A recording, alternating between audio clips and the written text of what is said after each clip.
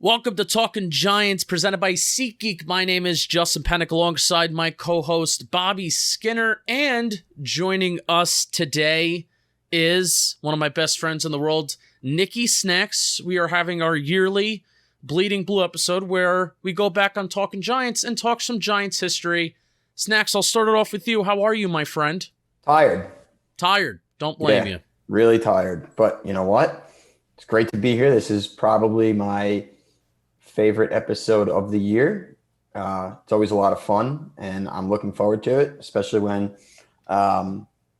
we can kind of incorporate some present day stuff later on, and then Bobby gets to talk about some history. So it's kind of a mixture of both worlds that you're a part of, Justin. So yeah, it's always a lot of fun. Great to be here. Hate Tim Coffee, but other than that, everything's great. Man, you've been on a huge Hate Tim Coffee fest lately. I love getting Bobby in this kind of mode that you and I are usually on for, more than 20 to 25 weeks a year, because that, I think we had 28 Bleeding Blue episodes last year. We're getting up to over 20 this off season. So I love getting Bobby Skinner in this kind of mode that we're usually in and seeing what he comes up with. Bobby, how are you, my friend? I'm good. I took over a full page of notes on the 2011's America's game. I had to start scribbling sideways up the page on notes I had. So I like bringing that to Giants history because it's you remember some little nuggets from that. So, and it's fun to go and relive some takes that we would have had on Talking Giants back then. And kind of this would be my strong take back then, and revisit some of those things. So always good to bleed some blue.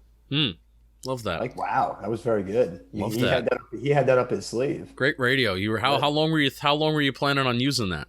The Let's Bleed. I literally just thought of that on the spot. Wow, good for you. Well, Bobby, I have a page of notes too. Snacks knows these America's games like the back of his hands, because Snacks, how many times have you seen each of the America's games that's on the Giants? I can't even begin to tell you a number. That's how many times. 2007 is what? It's the greatest cinematic piece of art ever created. So we're talking about that on this Monday for Correct. Bleeding Blue. So Correct. Today's 2011. Bob. And 11 is probably the third greatest. Yes. So. NFL Films, honestly, is really everything they do is really well. Like A Football Life, those are amazing. And even one is this random cornerback for the Arizona Cardinals that I don't want to watch this. I watch it and I'm enthralled with it. They do a good job with every little thing they do. And this was pretty damn good too. I watched both 2007 and 2011 today. I watched 2011 first because I knew that's what we were recording first today. I nearly cried. And I'm not just saying that as, this Giants fan just to say it. I was sitting on my couch and I nearly cried because the way that they're able to demonstrate in the 42-minute video, the way that they're able to demonstrate the highs being the ultimate highs and then the lows being the ultimate lows, that is what I think makes America's game so great. Yeah, and like Bobby was saying with the NFL Films and how well they do, it's truly impeccable how they tell a full story. A story starts out one way, usually bad, then it just always ends up good. And obviously with these Super Bowl champions, that's mostly how it goes, unless you're, just run through the regular season, which the Giants never did. But it really, what makes me sad about it always is the fact that we did win the Super Bowl and the current state of affairs is far off from another America's game. I think that's what makes me saddest most. So, but it really, they really do an unbelievable job. And 11, in 07, they had three guys. They had Strahan, Eli, and Coach Coughlin. And I really loved how they incorporated a fourth voice in this one. So, and each person has their, Coach Coughlin probably takes a step back in this edition of America's game and Super Bowl 46. But Cruz, Tuck, and Eli all have very big storylines that go on throughout the year and that were like transformative in a, a turbulent year that ended up in triumph. So again, brilliant job. Yeah, and I like including that fourth person. That's a really good point by you, because we watched the 86 America's game, 86, 87, the Super Bowl 21 team. And there was part of us that I think we said, Snacks, that there was part of the story that we felt like was missing, where the majority of the America's game, it just felt like Bill Parcells and Phil Simms and exploring that dynamic. But yeah, hearing this 2011 version, probably I think Victor Cruz was the fourth. If you had to say there was somebody who was added on, it was Victor Cruz. And I think we need to talk a little bit more about his season and the kind of season he had. We all knew that Victor Cruz was really good in that year. But when you actually go look at it wasn't just very good. Like, it was an amazing season for a guy who, again, was a nobody. He was, an undrafted free agent, preseason guy. Darrelle Revis even took that shot at him in it, that going up into that Jets game. And you think about it, losing Steve Smith to the Eagles, which they mentioned, was a blessing in disguise. Like, that was a blessing in disguise to lose Steve Smith. At the time, no one would have thought that. And then Dominique Hickson gets injured. There's 14 games he started. He had 109 yards per game. Yeah, crazy. In those 14 games. That's better than any average Odell Beckham Jr. put up. Like that, 109 yards per game. And he had only two career catches before that Eagles game, before his breakout performance. And Bobby mentioned, the yards per game, but just look at the yards per reception, over 18 yards per reception, and just, I think, a little bit north of 80 catches. That is absolutely, it's insane. You take a look back at the Pro Football Reference page, and it's like, oh shit. It's way better than you kind of remember. It's nuts. His ascendant, I don't know if that's a right word. Ascendance. Yeah. That's definitely it.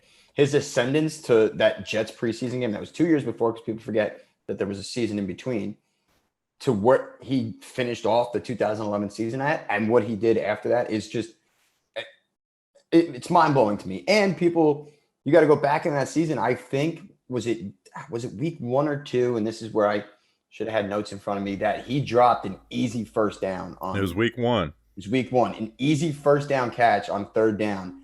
And, he went to the doghouse. So if Dominic Hickson doesn't get hurt, we all know how much Coughlin and that staff love Dominic Hickson. Does Victor really get his shot in week 3 against Philly and explode? No, definitely not. It's it's a Cinderella fairy tale story that he made the most of his opportunity, and sure enough, look at him. Eli went on that Cam Newton podcast about a month ago, and they asked him like, hey, what's your your game winning drive? Who's the guys you have out there? And so the wide receivers were Plax, Odell, and Victor Cruz. Running backs, he brought Tiki, and then tight ends, he said Kevin Boss. Which everyone pointed to that, but I think we don't need to revisit that. Eli was more comfortable when he wasn't having to worry about Jeremy Shockey bitching and moaning about not getting the ball. As much as I love Shockey, if you ask him just one wide receiver, I truly do believe Eli picks Victor Cruz over Plaxico Burress and Odell Beckham Jr. One, that 109 yards per game is better than any season those other guys had. Odell's was very close his rookie year as far as yards per game. But Eli, when he talks about him, and when Victor Cruz talks about it, and they've actually shown it on some quote tweets of Big Blue VCR, Eli it seemed like he had more trust in Victor Cruz than any wide receiver ever played with. In that Kelvin Gilbride offense, which has all the choice routes, you have to be on the same page. Eli just always had that trust for Cruz.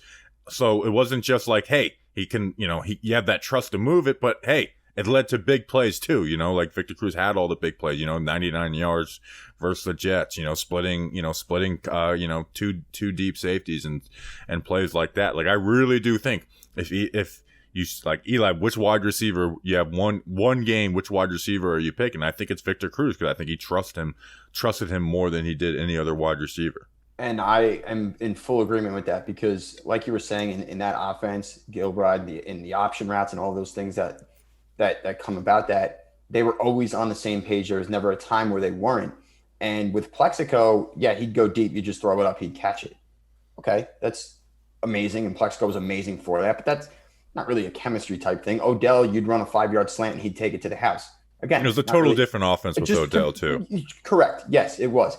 But the chemistry that Cruz and Eli had, to me, was just unparalleled to those two guys. So I couldn't agree more that if you said Eli, gun to your head, you get one wide receiver that you're taking a war with, he's taking Victor over any wide receiver that he's played with.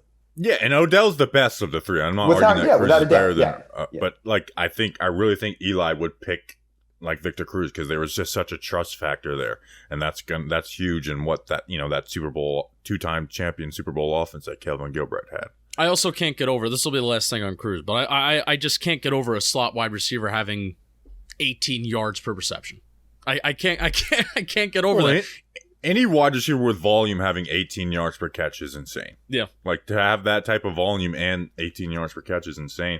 And, you talk about the regular season numbers. Let's not forget the playoffs. He had a touchdown in the Super Bowl versus San Fran. He had 10 catches for 142 yards. 8 catches in the first half. Carlos Rogers was talking shit, or at least he did the salsa over him during the regular season after he had an interception on him. Yeah.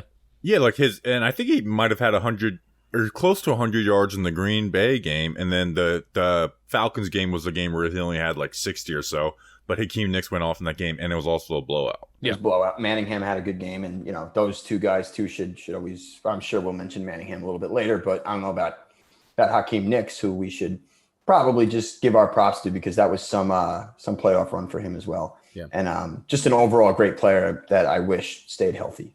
So I just want to throw that out there. So let's stick with the speakers. We talked about Victor Cruz, his some amazing stats and statistical season.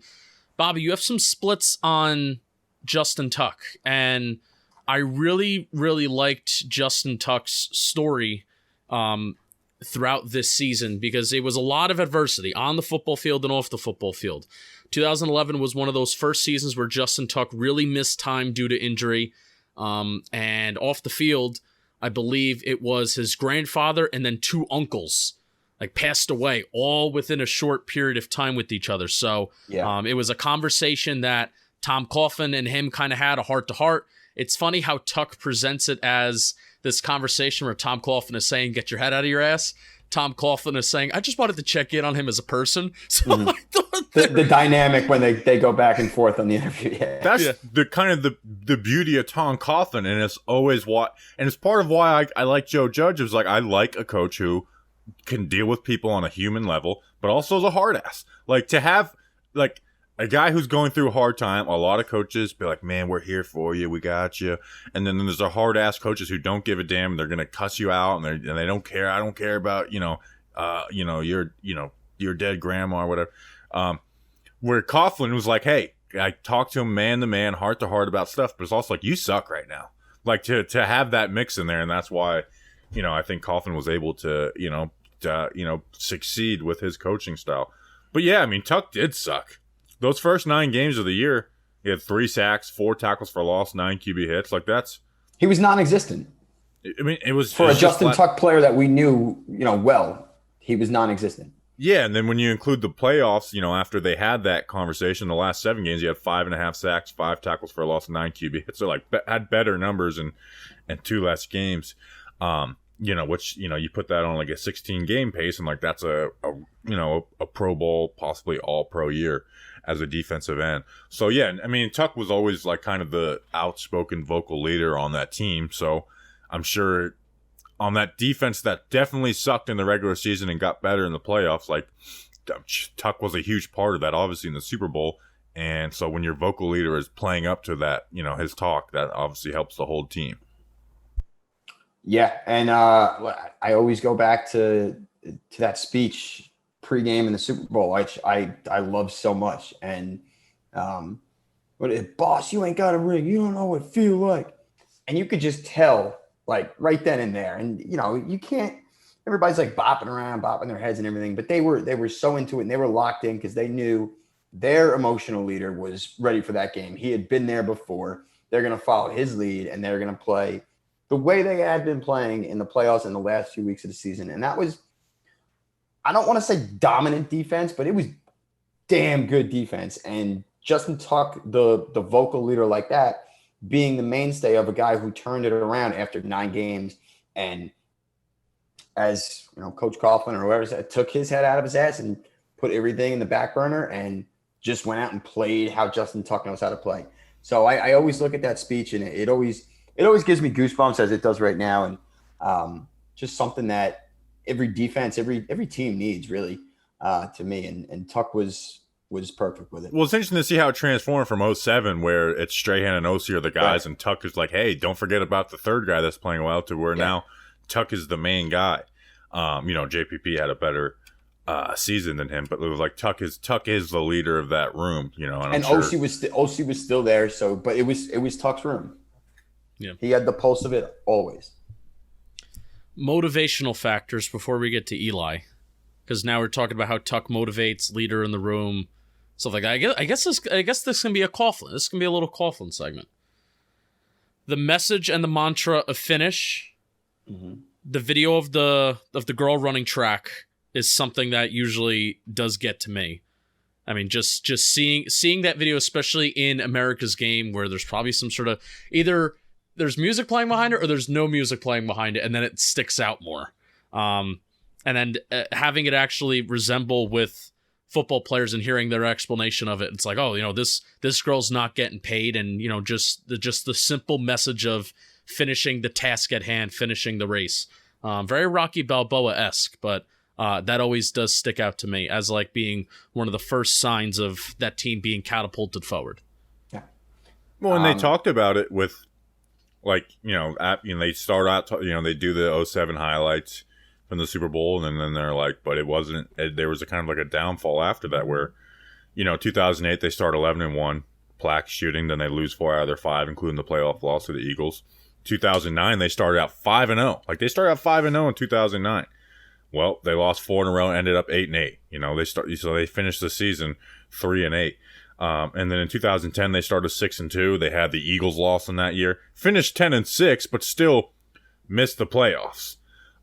Which is crazy to think that they missed the playoffs at 10-6. But if they just beat that Eagles team, they'd have a bye week for the playoffs that year. Yeah. Like, they had the tiebreaker over the Bears. Like, if they would have not choked that game versus the Eagles, they would have had the bye. They would have been the number 2 seed after the Falcons. I never thought of that. I didn't need to hear that. That 07 to 11 stretch was, I mean, a lot of good football and a lot of disappointing football all mixed into one. Well, and think about it. They won the Super Bowl the next year with the exact same roster. If they don't choke that Eagles game away, it's not crazy to think that they make another run at it. Yeah.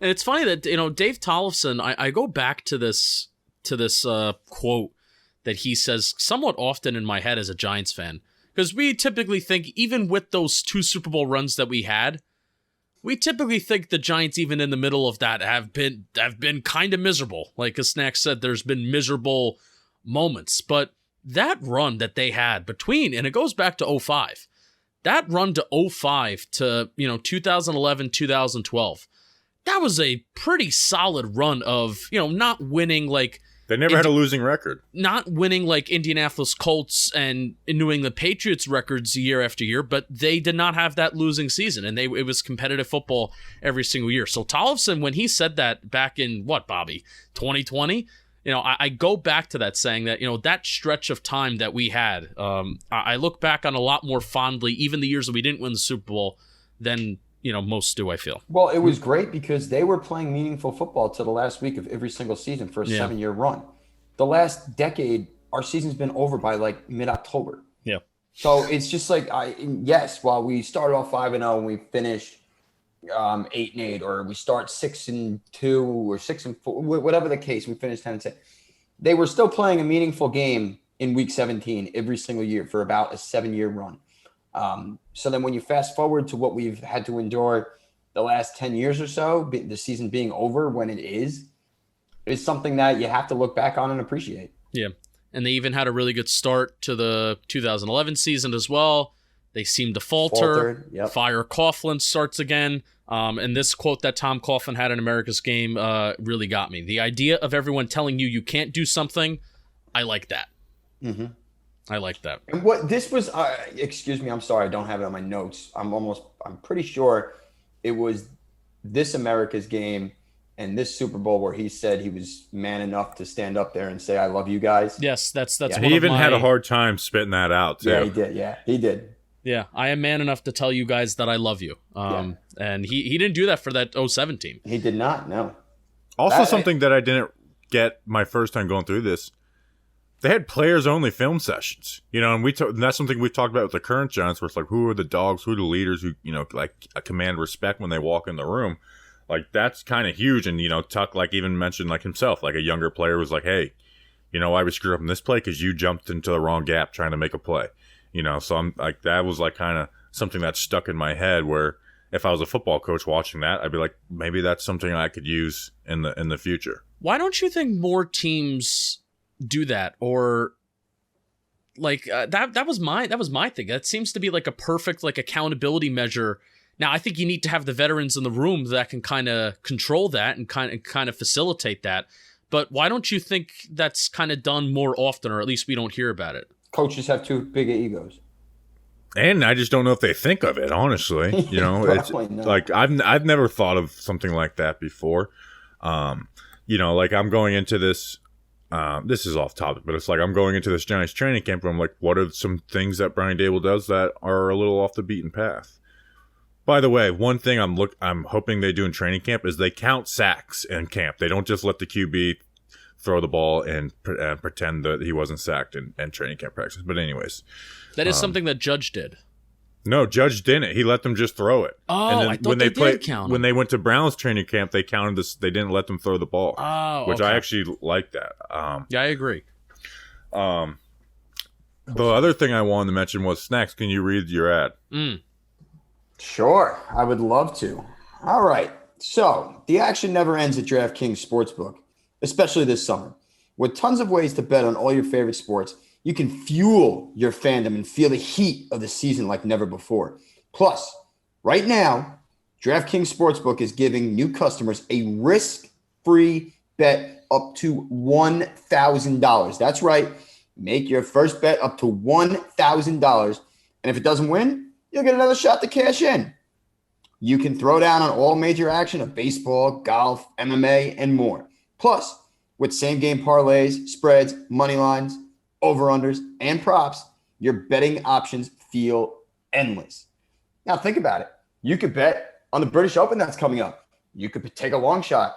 You could take Tiger Woods. You could take Rory McIlroy. The British Open returns next week, and you can bet on it. You could bet on who is going to birdie on what hole, over-unders and strokes, who wins their round, everything. Jordan Spieth. No, not Jordan Spieth. We hate Jordan Spieth. Best of all, DraftKings is safe, secure, and reliable. You can deposit and withdraw your cash whenever you want. Download the DraftKings Sportsbook app now. Use promo code JOHNBOY. That's JOMBOY. Make your first deposit and get a risk-free bet up to $1,000. That's promo code JOHNBOY, JOMBOY. Only at DraftKings Sportsbook. Minimum age and eligibility restrictions apply. See show notes for details. It was great. Great job. Thank you. I actually thought so, too. I hope all of the golfers go to live, not because I just want to see the PGA destroyed. I don't want to see the PGA destroyed, but I'm not as much of a hater on the live as everybody else seems to be. I think it's cool. And what would be really cool if they turn this into like WWF versus WCW Monday Night Wars, and it's live versus PGA. That would be sick. But anyway, I digress. Golf is too stuck up to think of anything like that. Yeah, I know. Let's move to Eli, and I think I feel like we should almost just wrap up on Eli, because I feel like we just hit all the speakers, and if there's any other moments you want to talk about, but here's what I have with Eli. NFL record has to still be an NFL record, I think. 15 touchdowns in the fourth quarter for Eli Manning in 2011. He was unreal. He was very good. 6 fourth quarter comebacks when you include the Super Bowl in that season. Obviously they play the clip from Michael Kay when he says he's elite, and not just like a quick and Eli wasn't out there talking great about himself all the time in the media. We know that, but saying he's elite, and then he backed it up. He was the second best player in the NFL that year to Aaron Rodgers. He was if Aaron Rodgers, tore his ACL in camp, Eli Manning should have been the MVP that year. Actually, I want 3 quick things. One, Russell Wilson broke the record. He now has 16 fourth quarter touchdowns. Shame. Yeah, Thank you for looking that up, though. Yes, you're welcome. 2, you take Eli Manning off that Giants team, they may win 3 games, maybe. Yeah, the team. I mean, the running game was horrible. And this is the defense carried him. Okay, well, he had like the 30th ranked defense. He had the 32nd ranked rushing game. Nobody. If they take Eli off that team, they may win. They may luck into 3 wins. Yeah, how he didn't get more MVP consideration is ridiculous. Yes, I get it. Rodgers deserved it, 15-1, whatever. But my Lord, Eli was unbelievable that year. Yeah, anyone who says that Eli was carried is just ignorant, and they're just repeating, they're parroting something their dumbass uncle said. Exactly. I actually went fishing the other day, and I was talking to a guy about my job, and he's like, Eli Manning's not a quarterback. I was like he's top 10 and all. What are you talking about? He was like, well, he didn't do what Peyton. I was like, okay, well, congrats. He didn't do something, a guy that no one, one guy matched in the league for 20 years. Yeah. Man, anyways, that drunk idiot at the freaking O'Galley Pier pissed me off. Well, you know what? I'm glad you told him. But not even so much. Oh, wow. I lost my train of thought because I was thinking about the drunk guy at the pier. That's you. That's me. Yeah, that is you. I'm the drunk guy at the pier. We were at a pier last night. We were. But everybody brings up the defense carried Eli again because they see what the defense did in the playoffs and how the defense was really good. But it wasn't some amazing defense in the playoffs. It was nothing either. Like that. Like they played well. They played well enough, yes. It wasn't some amazing defensive playoff run. Eli played great in that playoffs too. So it's not like it was all defense. What he did in San Francisco, that NFC Championship game, might be the grittiest, gutsiest performance I've ever seen from a quarterback in my life, and that's not biased because I love Eli. Yeah, he had one of if not the best playoff runs for a quarterback. He completed 65% of his passes, over 300 yards per game. 7.5 yards per attempt, 9 touchdowns, 1 interception. We don't need to go back to 2007 when he had a great playoff run too. No. Only had 1 interception and it was bounced off Steve Smith's hands. Yeah. So it wasn't like again, Eli had a great playoff run. Yeah, and even in the Green Bay fiasco in 2016, he was the only guy that showed up. Sorry, so I just want to say that man knew how to play big. He did show up in that game. I don't care what anybody says. He really did. I was very critical of Eli towards the latter part of his career, but Big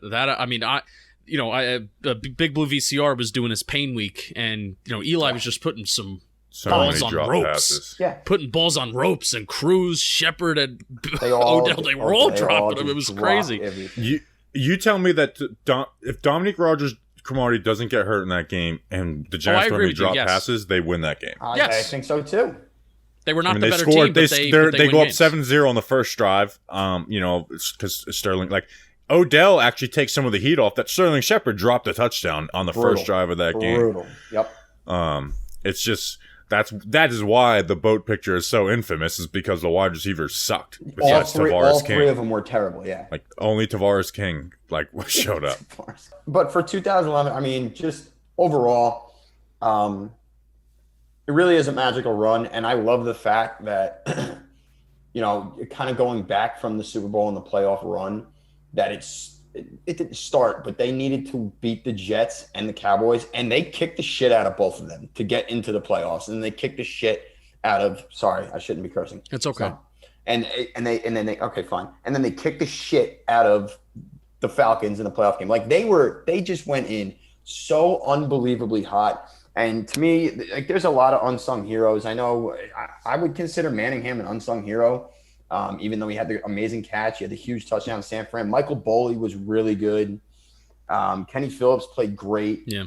There was just a lot of guys that stepped up at the right time. And whenever Dave Tollefson was an unsung hero. These guys were really they clicked all at the right time. And when that happens, you see it in football, momentum to me is everything. It's so similar to 2007. Right. You have an undefeated Packers team went 15-1 on the season and went out there gunsling, lost 38-35, the exact same score they lost to the Patriots in 2007 when they went 16-0. So it's just even that was a little bit of momentum for them. The Packers, the Packers You know who the Packers lost to that year? The one team they lost to besides the Giants in the playoffs? It was like a horrible Chiefs team. It might have even been the year the Chiefs had the worst record in the league and drafted Eric Fisher. But like that was the one loss they had was just like a trap game. Like that's how good that Packers team was that year, 15-1. Giants played with them right to the end. I remember DJ Ware's 2-point conversion at the end, and then Rodgers just went right down the field. But Justin, go ahead. What were you saying about? No, I wanna put a bow on it with this. You mentioned Manningham. I did, and I want to talk about the throw, and the catch. One of my favorite parts of America's Game is Justin Tuck asks Eli Manning, like, how do you know where to put the ball? Which is a great question. It is a great question. Like, how are you able to locate the ball? And then Eli just said, I don't. I see the safety coming over, and I just got to trust my ability to throw the ball and put it where it has to be. So I thought that was just, it's wild to think of. How do you have the talent? How do you have, what do you have to do to pull off a throw like that, such a tight window throw? And that throw takes balls too. I was just about to say, I think saying, that's what made those throws for Eli. Big balls. That's why Eli showed up in the biggest moments was his balls. Like that's why I always get so mad when they say that David Tyree play was lucky. I was like, you know what? Most quarterbacks pussy and throw that ball out of bounds and they live for 4th and 5. They live for a 4th. Yep. Exactly. Like part of that. And it's why Eli and Kelvin Gilbride work so together in the playoffs because you have an offense that's based on like defenses lock in so much more versus the playoffs. Defenses just play better in the playoffs because you're watching more film. You're not taking a single play off. Like defenses they play better in the playoffs. It's just human nature. And so when that happens, one, you got to be able to adjust to what they're doing on the fly, and two, having the balls that, hey, this isn't going to look perfect. And it's why a guy like Peyton had issues in the playoffs a lot of his career, is because he was like, everything's got to be perfect, and a lot of times that stuff would break down, and that's why it took Peyton so long to have any success. I mean, I remember him getting beat like 42-0 by the Jets and shit. Oh, yeah. Eli definitely had that gene in him that his brother didn't, and it was truly special to see. I know we talked about the K interview earlier, but it just cracks me up how like calm and confident he was. Are you an elite quarterback? Yeah, I think I am. You think you're in the Tom Brady class? Yeah, I do. I do think I'm in that class. And for how good he is at PR to not know the repercussion that would follow from that. Oh my gosh! Yep. But I'm glad that he did that. Like I'm 100% glad that he did that. To me, it makes that season of Eli his best year, which by far was his best year, that much more special. Yep. Because the whole you can't spell elite without Eli thing, everything. Like it made everything so much more special for him. And I'm glad he answered it the way he did, because he sure as hell backed it up. Yeah. All right. Any other notes on America's Game before I read another ad and then we talk about the 2022 Giants? Let's see. I got Eli brutalized in the San Fran game. We talked about that. DJ Ware hitting Tom Coughlin, but him not going down. Tom, how did he not get amputated? How did I tear something? Tear his ACL. Toughness wins championships. It's what he used to say. Yeah, and I like how he's like, I didn't go down. And he smiled and gave like a wry smile to the camera. Yeah.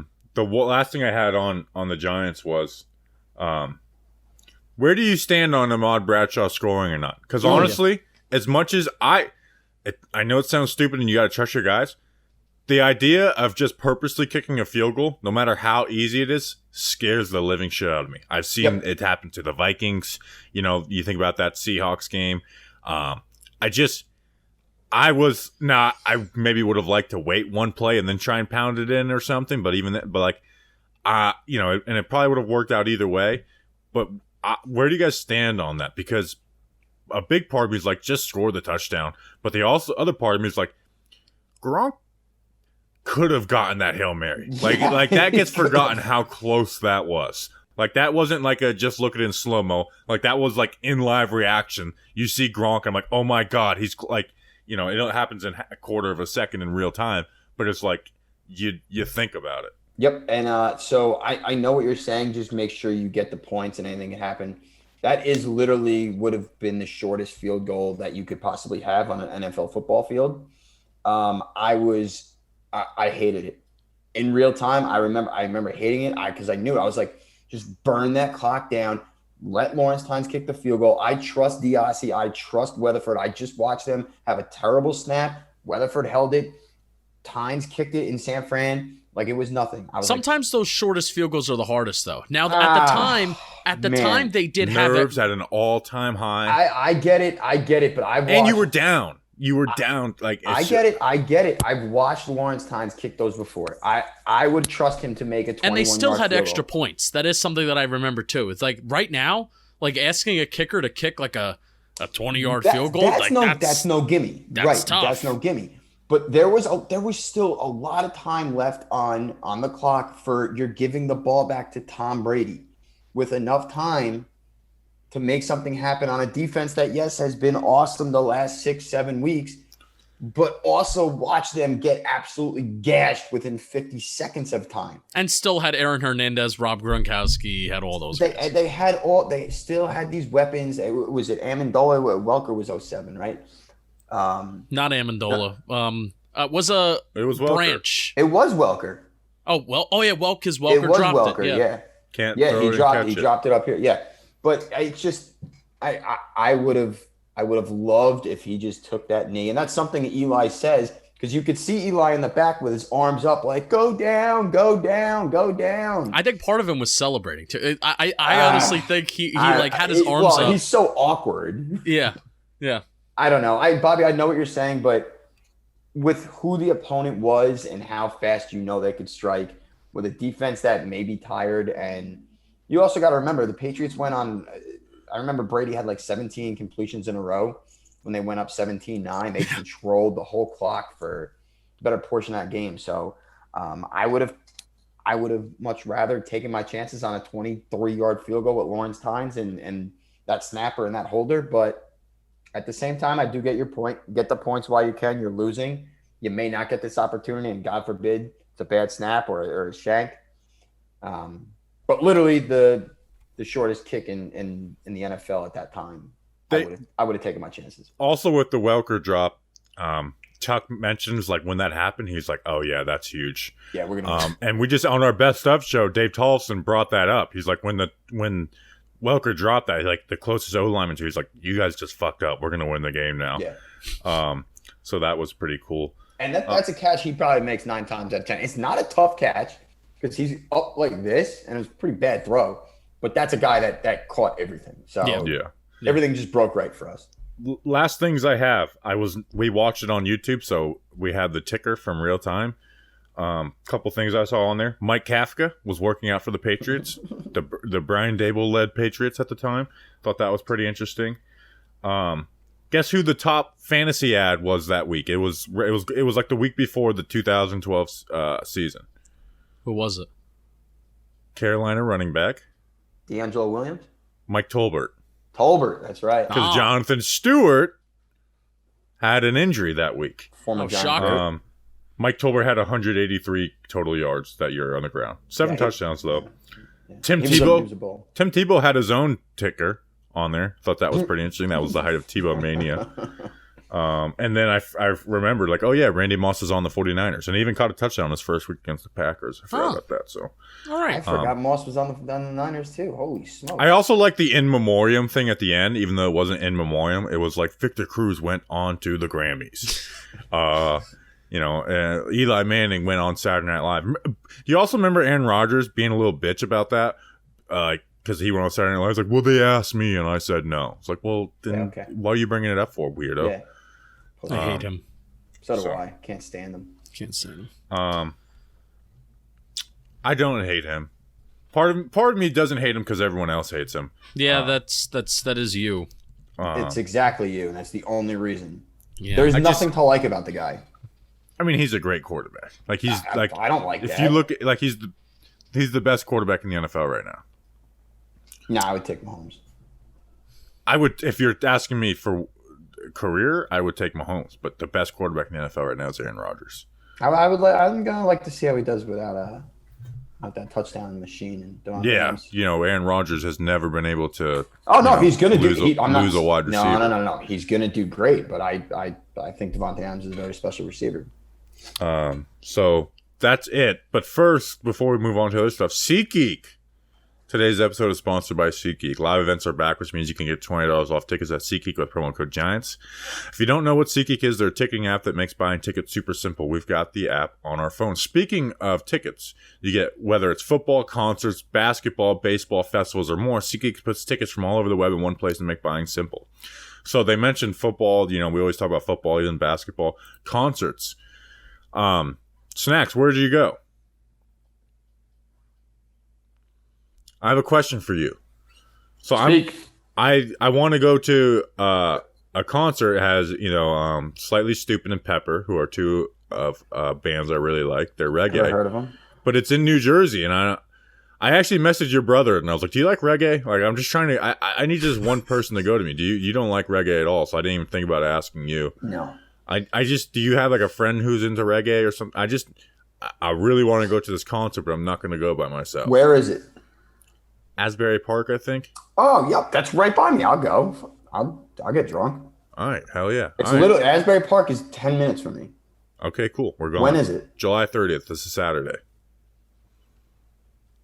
I should be free. Wow, friends. Damn. All right, cool. Because I really want. You got to remind me. My brother never answered.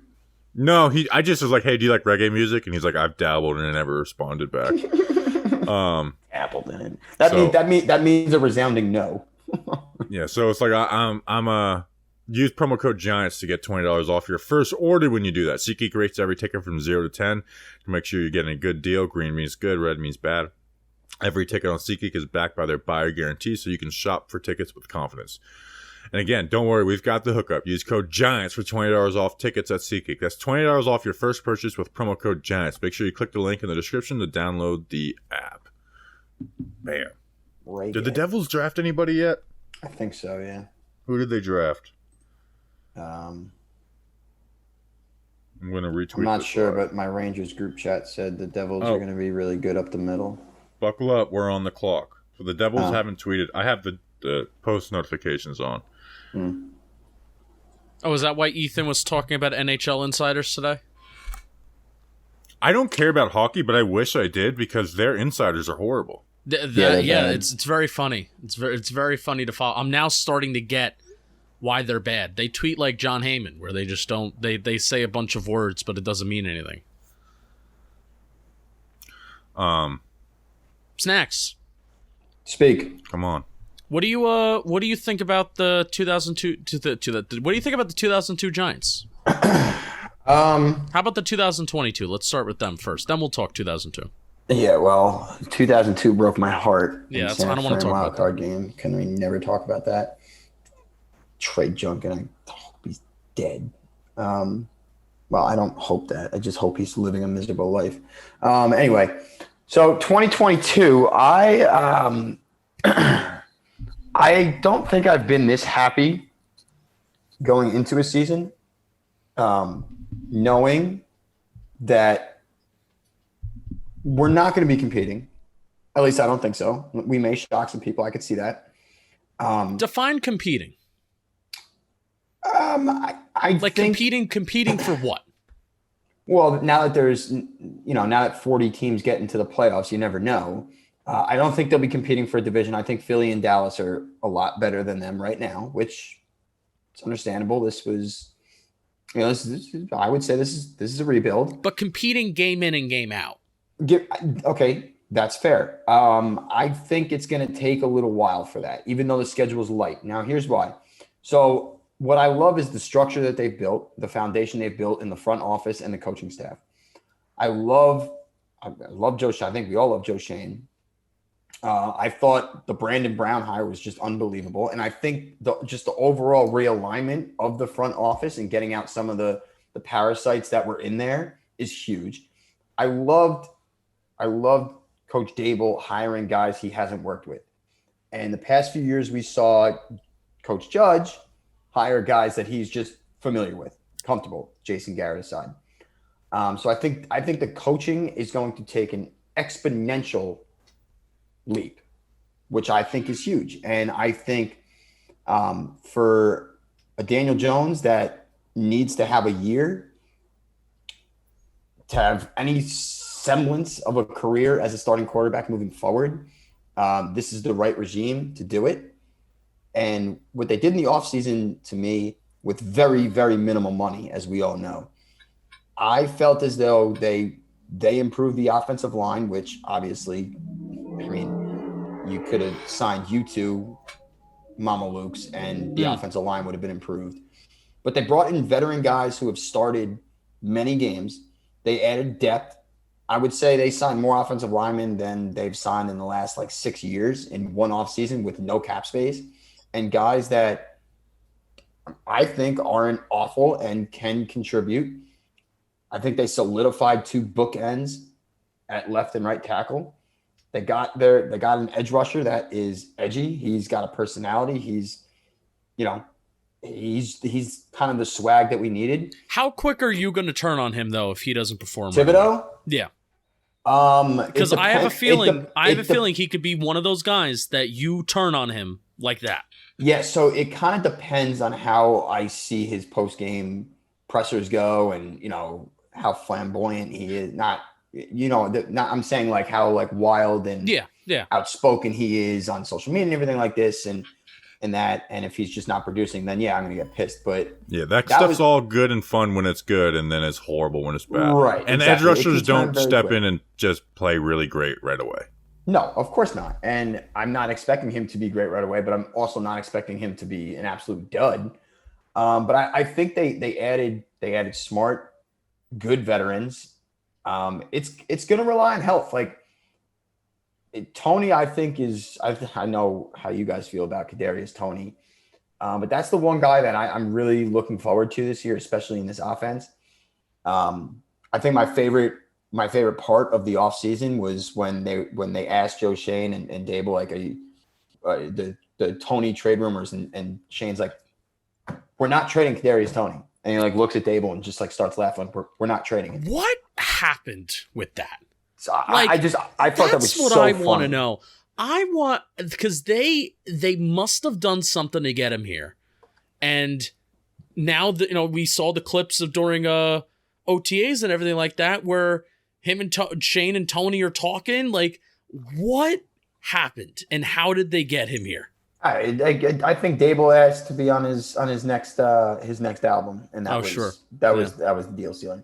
It's a great question because he's been an enigma since the day we drafted him, and he's up until these voluntary OTAs he was an enigma too. But he seems locked in. So whatever they did right. I don't know who got in his ear, but I know they have a lot of smart people in that front office now and on that coaching staff. So I think that's great. I do have a couple concerns. Yeah, I want to ask you, what is your number one concern? And we were talking about it. Yeah, so I know I get a lot of flack, or I don't get really a lot of flack because I don't say it a lot, but I genuinely believe the center position is unbelievably important on an offensive line. I think that offensive line, just say in 2007, will never be as good as it was if they didn't have a Sean O'Hara that was just a rock and a leader that was that middle guy. Travis Frederick for the Cowboys that was so good that he just makes everybody better. The Giants, Feliciano, I understand is probably the center right now, correct? What's behind him? What is behind him? There is nothing there. And I know it's such a position that, Tyler Linderbaum was one of the highest graded prospects coming out of college, but he went in the 20s. Nobody was drafting centers that high, and nobody probably ever will. That's why I know my take here is probably blasphemous, but not having a rock solid center is detrimental to me, and I think it'll be detrimental to the line. And especially if that guy goes down and you're throwing in a guy that probably played 30 games at left guard, 40 at right guard, whoever it may be, that's just going to start snapping the ball and there's no chemistry with the quarterback. I think that's a very difficult proposition, and I think it's a dangerous one too. So in the coming future, that's something I really want them to address. Bobby, I know you're the offensive line expert, so you could probably talk about that better than me. And Probably disagree with my assessment of the center position. No, I agree with you. I'm not big on Feliciano. Yeah. But who's the backup? And it's Snacks and I, That's we the were thing. we Who's were the backup? bringing we were talking about that. Just we were getting waffles and ice cream the other night, and I think it's going to be Ben Bredesen or Max Garcia. Which is scary as hell. It's scary as hell. And I think that center quarterback connection is, I think that's what made that ascended Eli. Sean O'Hara was the perfect center for Eli. He's the leader. He's the leader on the line. He's always getting everything. So I think not having that center you can rely on is very detrimental to an offensive line that I think is going to be very improved. Here's something. Speak. Azudu was drafted with their 67th overall. He's going to start eventually, which means Shane Lemieux won't be starting at some point. Yes. You gave Glowinski the contract. If and when that happens, I think Shane. I haven't given up on Shane Lemieux. I actually have some hope in Shane Lemieux. So part of me is like, yeah, I want him to win the left guard job, but also part of me is like, I wish you could fit him in at center somehow, and play him there. Like he did practice, snaps before the combine. Seems like a really smart or before the draft. He seems like a really smart dude who could pick it up. He's like in love with ball. So I just feel like that could be the future. That could be us going into next year. Be like Shane Lemieux at center, Azudu at guard, and kind of have your starters set and be like, hey, if we want to upgrade. If there's a guy we like in the first or second round, that's what we got. But kind of like, I like the idea of going into 2023 with Thomas, Azudu, Lemieux, Glowinski, Neal. Do you think any investigative journalism is needed on your behalf right now? No, because he's playing left guard. Fair. So it's something that's irked me for years that they haven't put an emphasis on any of the offensive line. So we finally had one, and he broke his damn leg. Yeah, that's the sad truth. It's amazing how great Nick Gates was becoming, and I love him. I couldn't feel more for a player. I guess of my lifetime, right? Yeah, Soyber I was a little young, and he wasn't really like, whatever the case may be. I love Soyber, but Nick Gates, just the way he was blossoming and finding his home at center was just unbelievable. But that's one of my bugaboos. I very much fear the secondary. The Logan Ryan cut still doesn't make any sense to me for the cap savings that it was. I know he's kind of a head case and probably, maybe a voice that this new regime didn't want in. I get it, but you're taking a strong chance and putting Julian Love next to McKinney. I like Aaron Robinson a lot, but cornerback too, that's a big leap. Adoree Jackson played really well, but again, that's a guy coming in with injury concerns, and if we're not getting the pass rush that we're going to need which I know a blitz heavy wing deep, we're going to get burned a lot. And that's my one trepidation about the Giants, in which I'm not going to sit here and say they're going to be competing every game, because I think that secondary is very weak, especially if they start getting hurt. To me, there's not much depth back there, and not yet, at least. Guys will develop, but easy schedule. Justin, we were saying it last night. Their schedule really is light. We're going to beat the Titans week 1. Okay, that's probably not going to happen. Week 2 got harder with Baker Mayfield going to the Panthers, even though Baker Mayfield's nothing to write home I agree. about. It did get harder. Sam Darnold's really, really bad. It's awful. Baker's a better quarterback than Sam Darnold, which isn't saying much. But week 2 gets harder. And I think it's going to take a little bit for the offensive line to gel, which scares me because, Daniel Jones year 4, he's got a whole new scheme. He's got 4 new starters on the offensive line. So I think it's all going to take time, and that's why I don't put as much faith into this year. But what I like most is just the direction of where they're going. Yeah. And do you feel like in order to show that direction, and this is where I am, to show that direction, there's going to have to be stuff on the football field that is different from the last couple of years. It's not just correct. front office. They're going to need to score. Yes. They need to score points. Like, you have an offensive-minded head coach in Brian Dable who is credited with helping make Josh Allen one of the best quarterbacks in football. You brought in Mike Kafka, who just came from the Chiefs team with Mahomes and scoring all these millions of points and studied behind Andy Reid. You got the perfect mixture of both, and you need to score points. That's the thing. And this team does not lack weapons. Those weapons may lack health, but they don't lack weapons. If those weapons are healthy with an improved offensive line and we're not scoring points, I'm not even going to know what to say. Well, Daniel Jones maybe really just truly, unfortunately, will not be that guy. And that's the main storyline this year. So here's why I have excitement about the offense. Even so, again, we go back and look at 2019. It's like they're the 19th ranked offense. Like, well, that's nothing to celebrate. But it's like, you know what? When Darius Slayton was their wide receiver one, when Nate Solder and Mike Rimmons were their tackles, I think that, and you have a rookie QB, I do think that's pretty damn good. They had 5 games. It's almost ticker tape parade worthy. Okay, does Justin Herbert's rookie season really excite you? And does any? Well, guess what? Guess where they were ranked his rookie year? 19th, with a better supporting cast. Yeah. So that's why there should be excitement for the offense. It's like you have upgrades at multiple. You have an upgrade at left tackle. You have at left guard, center. Probably around the same. Halapio to Feliciano. Downgrade at right guard, upgrade at right tackle, and then essentially an upgrade at every wide receiver position. And I think you can even... I'm not going to say I'm not going to say upgrade at tight end, because the tight ends did really well with Pat Shermer and Evan Ingram. Evan Ingram was playing really well that year. But what, did Daniel Jones play 12 games his rookie year? 12 games. There were 5 games where they scored at least 24 points. Yeah. And he threw 24 touchdowns in 12 games. Yeah. I mean, to expect that there's going to be, so this was the tweet that I had the other day, to expect that there's going to be 6 games where the Giants at least scored 24 points, that's not unreasonable, and that's how you show progress.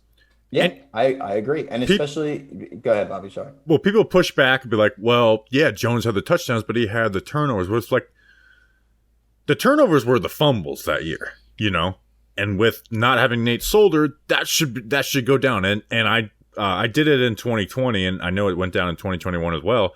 But I just didn't just go like, hey, Daniel Jones has half as many fumbles. I actually went and looked at it like per sack and per rushing attempt. Like, it was actually like in half. It wasn't just he wasn't getting sacked or he wasn't running, getting hit as many times. Like, he was getting hit and stuff the same amount of times. Obviously, less blindside hits from Nate Solder, which was a huge impact on it. But again, that's Andrew Thomas. So, is going back to an aggressive take a chance offense give you more risk of turnovers? Yes, but interceptions were never, think about from his rookie year. Interceptions were never really struggled about. There was 3 against the Patriots.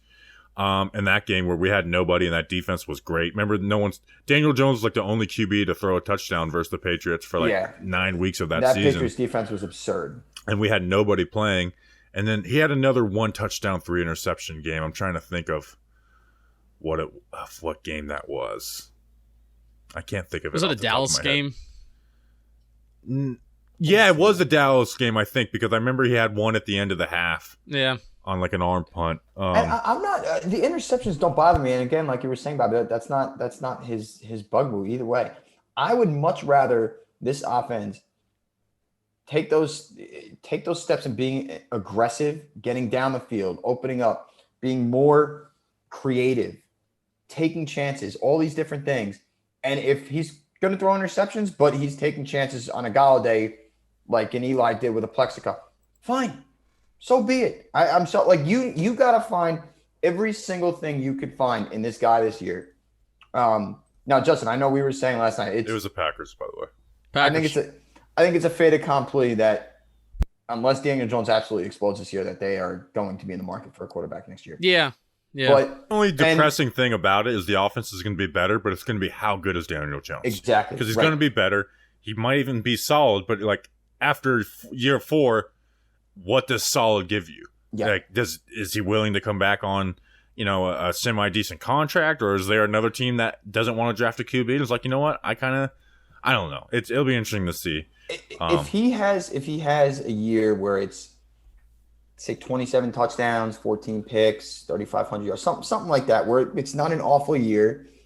In this day and age, the NFL maybe not the best. Like, to me, and you're winning game, you win 7-8 games, you're not in position to draft one of those guys that everybody thinks is going to be, the next quarterbacks. I'm not opposed to a franchise tag and giving him another year in a new system with an offensive line that's going to be even better than it was this year.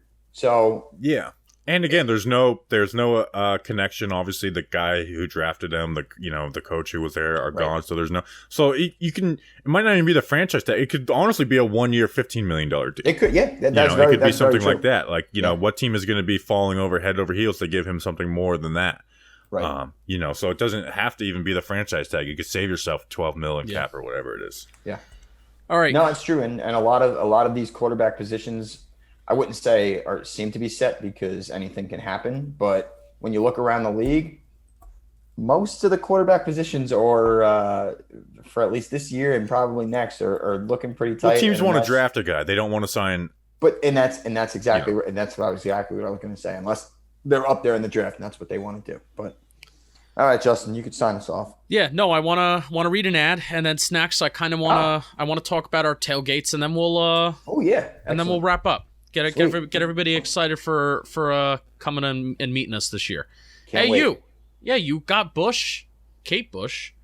You definitely do, and if you haven't tried the best products from our sponsor today, Manscaped, taking control of your bush is important, and these products are so good, you're going to be showing pride in your new bush-free yard. Your bush is a metaphor for your balls. It's a fact that you will have the best-kept nutsack on the cul-de-sac. Save big and be the most hygienic version of yourself by using our discount code GIANTS for 20% off and free shipping at manscaped.com. Whether you're looking to go bald like an eagle, 4th of July, just in need of a safe trim, Manscaped, they're dedicated to helping you up your level of full-body grooming game. The grooming package I highly recommend is the Performance Package 4.0. It includes the Lawnmower 4.0. This electric trimmer is a bush's worst nightmare. This trimmer is designed to reduce grooming accidents and shaved hair on loose skin.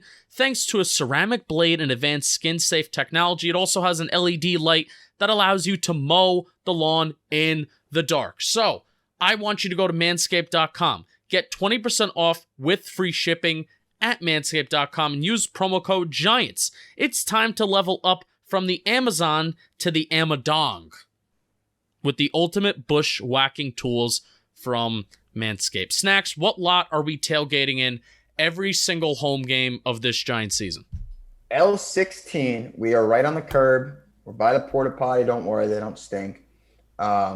We got beer. They actually do at the end of the day. Well, at the end of the day, yeah, but everybody should be too drunk enough to even smell it. Someone in our Instagram messages pointed out that we should tailgate in parking lot W instead of parking lot L. True. No, it doesn't work. Well, we tailgate in between lot L16 and L17 because that's how many games we're going to lose this year, right, Snacks? Correct. Absolutely. We probably lose 18. But I won a Super Bowl tailgating in lot L, so eventually it'll turn. But yes, so L16, L17, right in the middle. We're right there. We're on the curb. We had a great contingency last year, Justin. We met so many great listeners and that are now listeners. I mean, we have content creators like Grump and Crank. Those guys are out there. Danny B.M., Wes, Art Stapleton has stopped by. You never know who is going to stop by. Brandon London takes a shot with us. Like it's a lot of fun. And I can proudly say that we've made friends from Twitter that come to our tailgates and just enjoy. And it's just great company. We usually roll 30, 40, 50 deep. Talking Giants, you guys had an unbelievable tailgate last year for the Eagles game. It was an absolute blast. But I know every single week we will be out there. We will be blasting music. We will be taking shots. We will be screaming. Well, I'll be screaming. Yeah. It's a lot of fun, and it's really like second home because however miserable the year is, you can always count from 8 o'clock to 12:30 or however long you want to stay out there. That is a great time. Yeah. No, I wholeheartedly agree. And actually getting back to MetLife Stadium last year and meeting so many people, that was the best part of last year. So I'm really excited to get back there again this year. A lot of home games, 9 home games this year, which I am super, super pumped for. It's the first time ever. First time ever we've had 9 home games during the regular season, and maybe one of these days we'll get another one for a home playoff game too. So L16, yeah, okay. L17 on the curb. We would love to see you there if you're coming to a Giants game. Please come by. And I know there's a lot of people, and Pesto's out there, Christopher, all these guys. Buddy, the first time I met Buddy, I've never heard an accent like that in my life. I was taken aback by it. Win some games. He's in some games. Yeah, what's up, Snacks? But Parking lot G. great. Sorry, go ahead. No. I'm just gonna say, like, I know a lot of people come out for a game or two from out of state, out of country. Ruben, Nick, I know you guys came out. If you do, just please make sure you message. You can message me. My DMs are open. Please don't send me any nudes. But you're all more than welcome to come out and enjoy the festivities that are Pankin and Snacks tailgates. So you're welcome to send me nudes if you want. It depends on the person. True. Nick, he worked with me at Wegrin Enterprises. Really? So that's why I was like shocked to see him. Do you even know what Wegrin Enterprises is, Snacks? Not a clue. Justin, you don't know what Wegrin Enterprises is, right? I know what Wegrin is, yeah. It was the first company to host the Giants Nation podcast before this was Talking Giants. Oh, that's very cool. I didn't know that. I'm really pumped for FanFest. Parking lot G, we're going to do it in the same spot. I think that's going to be a lot of fun. It's basically going to be the same thing as last year. Candlewick Diner's going to cater it instead of making our guy Topher Pete just have his whole family cooking for us for 2 hours. So Candlewick Diner's going to do that for us. So yeah, I'm excited. How many training camp practices are you going to make it to, Snacks? It's going to be tough. I'm going to try to get to at least one, but it's tough. I'm down here. I'm taking off. I'm not taking off the full day FanFest, but I'm leaving early, so I'm there sufficient time and get ready to roll. All right, sounds good. All right, we'll see you guys on Tuesday. I think we're going to do our over-unders pod. I think we're going to do that with Danny King on Tuesday. I'm not exactly sure yet. I'll look at last year and see what we did. So we appreciate you guys. We'll see you then. Enjoy your weekend. Until then, let's go Big Blue.